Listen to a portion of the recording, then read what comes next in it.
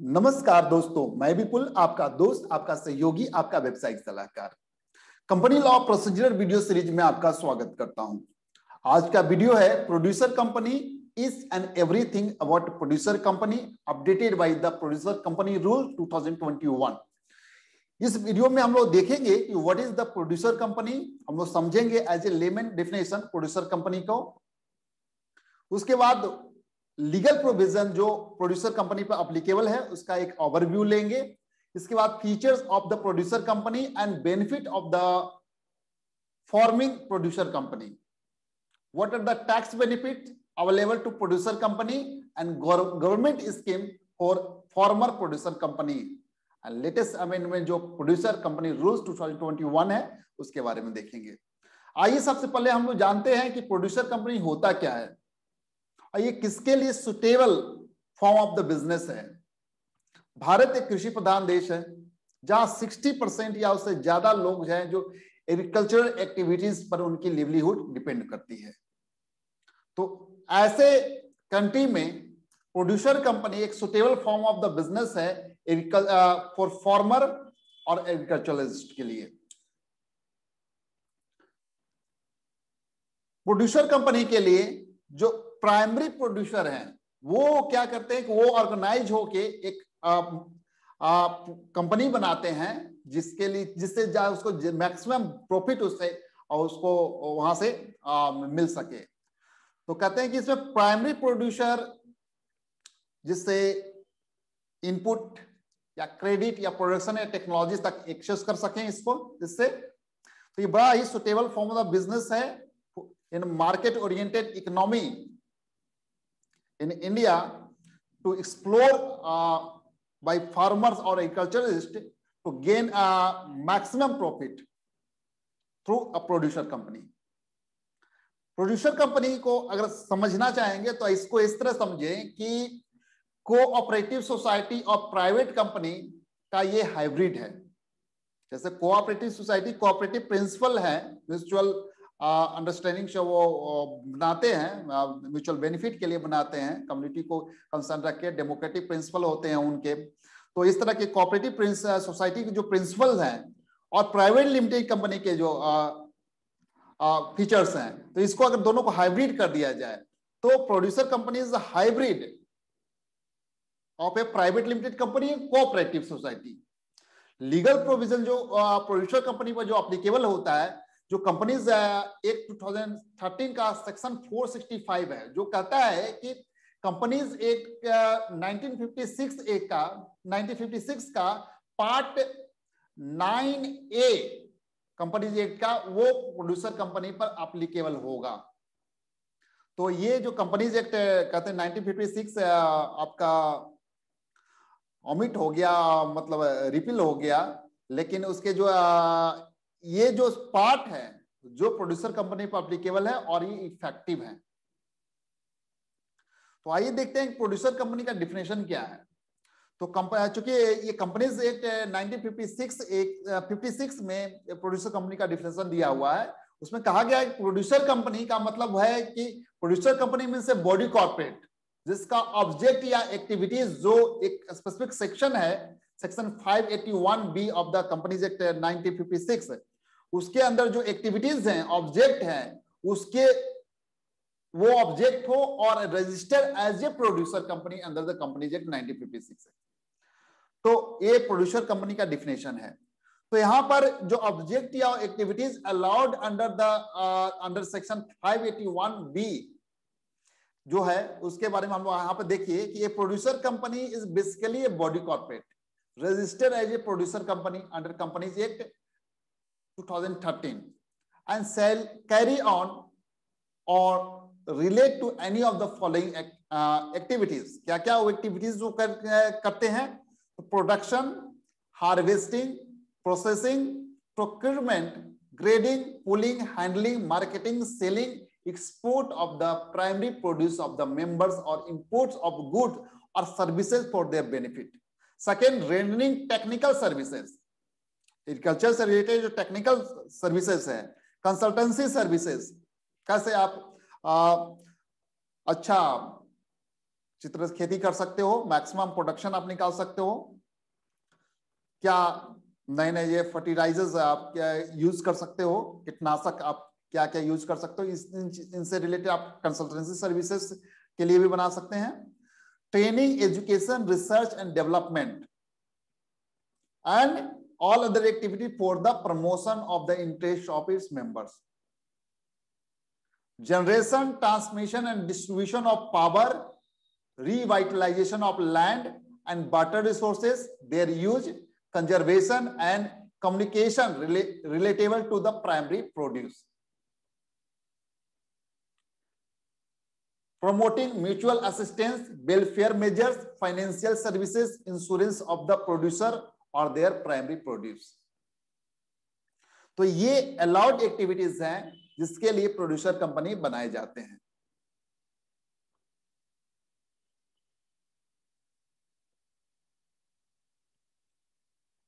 अब आइए देखते हैं फीचर्स क्या होते हैं, प्रोड्यूसर कंपनी के क्या क्या फीचर्स होते हैं। सबसे पहले हम मेंबर्स के बारे में देखते हैं। तो इसके जो मेंबर प्रोड्यूसर कंपनी के हैं वो जरूरी है कि प्राइमरी प्रोड्यूसर हो।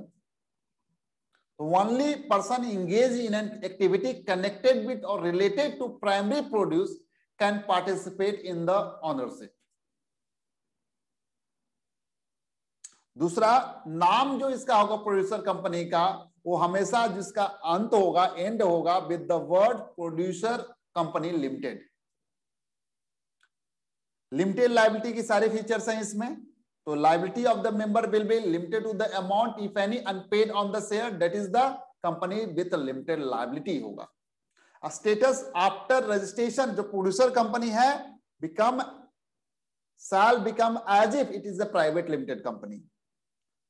ठीक है, तो प्राइवेट लिमिटेड कंपनी की तरह ट्रीट किया जाएगा और all application of the law and administration of the company as private limited company होगा।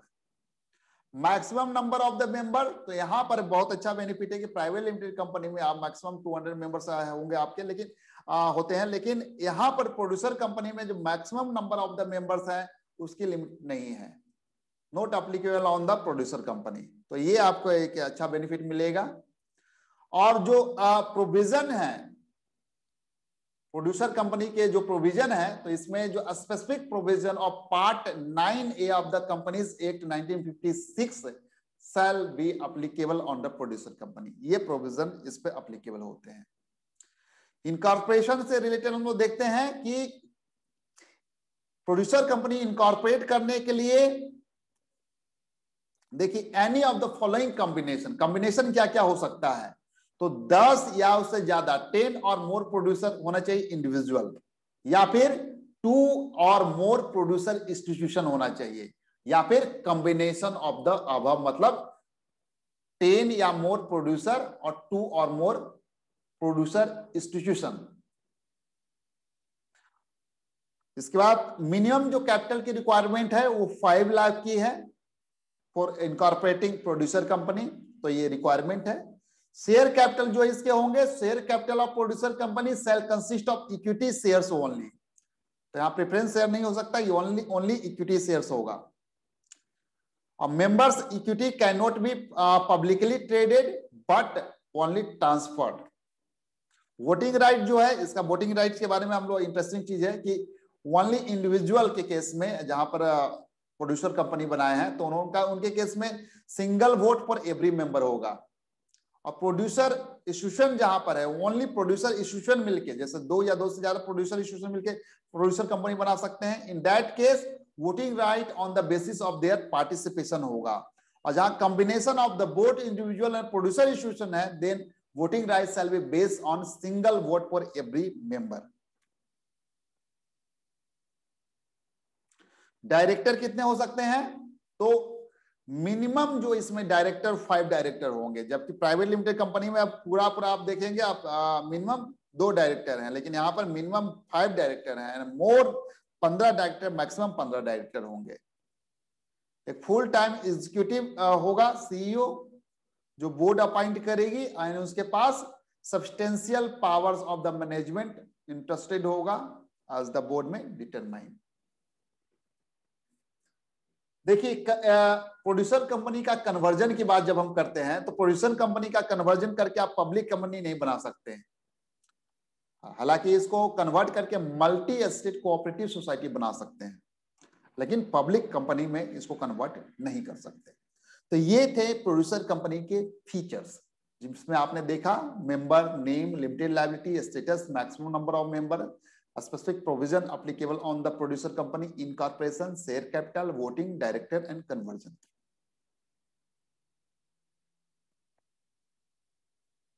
अब आइए देखते हैं बेनिफिट क्या है प्रोड्यूसर कंपनी बनाने का।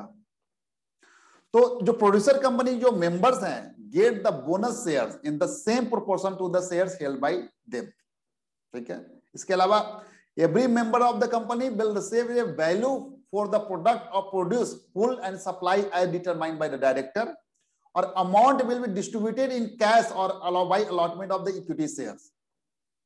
This may be subject to the condition of the board. Third, members of the producer company also eligible to get financial assistance by way of the credit facility। जब credit facility of the period मिलता है, जो maximum आपको 6 month तक का आपको credit facility member को available eligible है यहाँ पे। तो ये बहुत अच्छा बेनिफिट है of making producer company.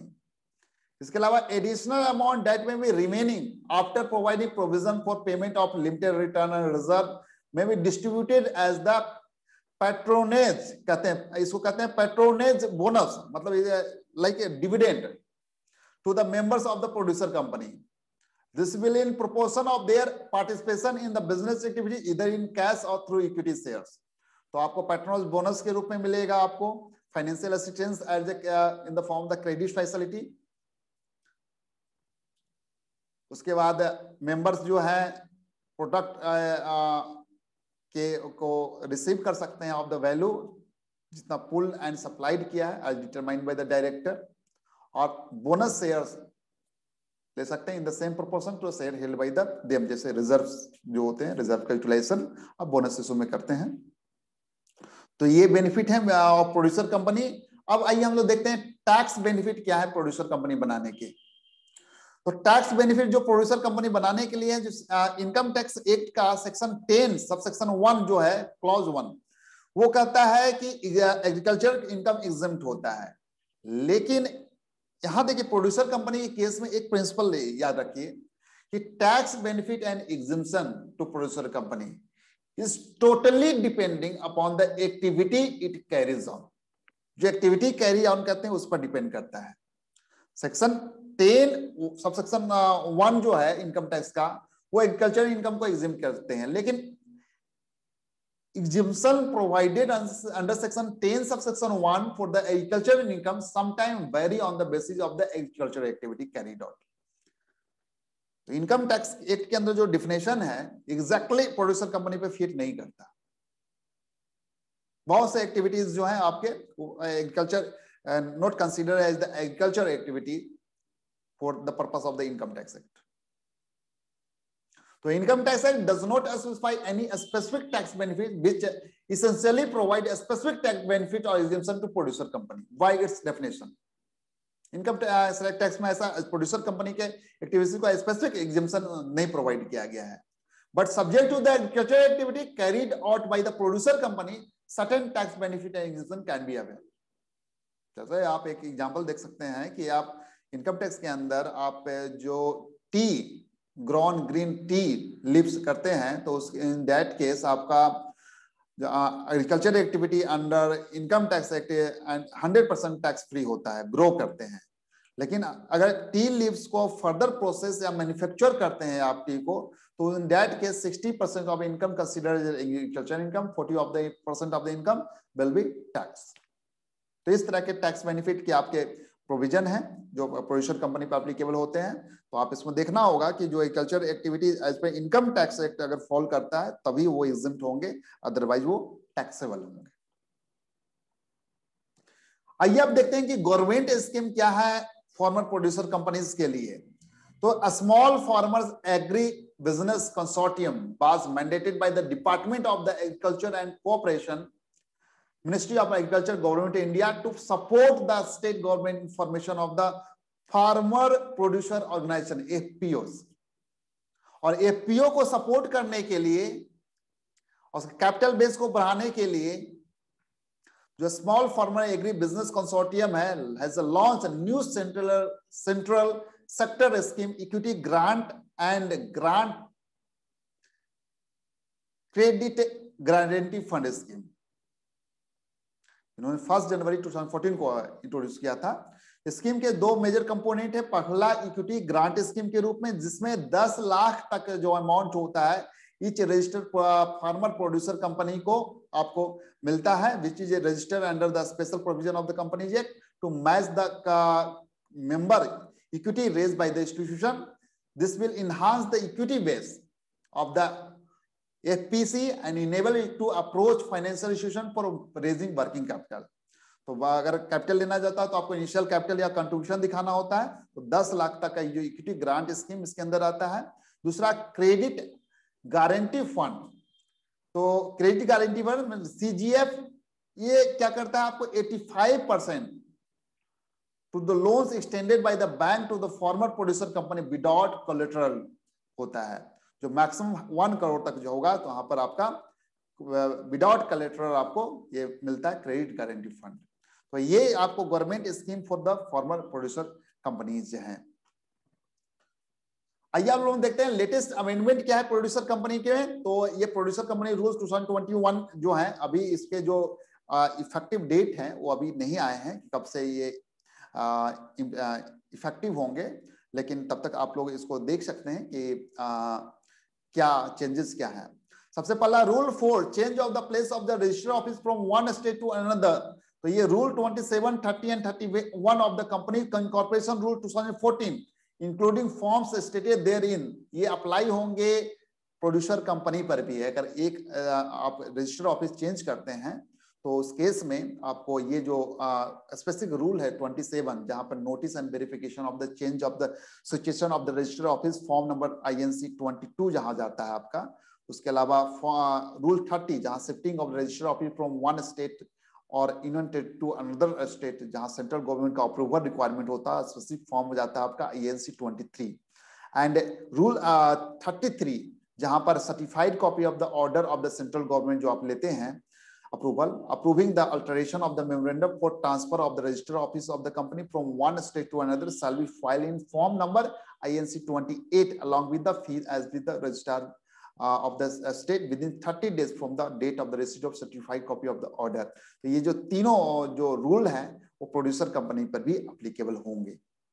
Second, investment of the general reserve rule 5 जो है इसका अंदर ये कहता है कि ये producer company shall make investment from and out of its general reserve in any one or combination of the following। पहले इसमें अर्लियर 2 ही थे और अब इसमें और बढ़ाए गए हैं। पहला क्या है, in approved securities fixed deposit units and bonds issued by the central government और स्टेट गवर्नमेंट और कोऑपरेटिव सोसाइटी और scheduled bank, and in A cooperative bank, a state cooperative bank, cooperative land development bank and central cooperation bank, or with any other scheduled bank or in any other security as specified in section 20 of the Indian Trust Act 1882 in the shares or security of any other interstate cooperative society or any cooperative society or share or security or asset of the public financial institution as specified under clause 72 of section 2 of the Act। तो ये जो rule जो है change rule है producer company rule 2021 की। Detail में आप notification refer कर सकते हैं।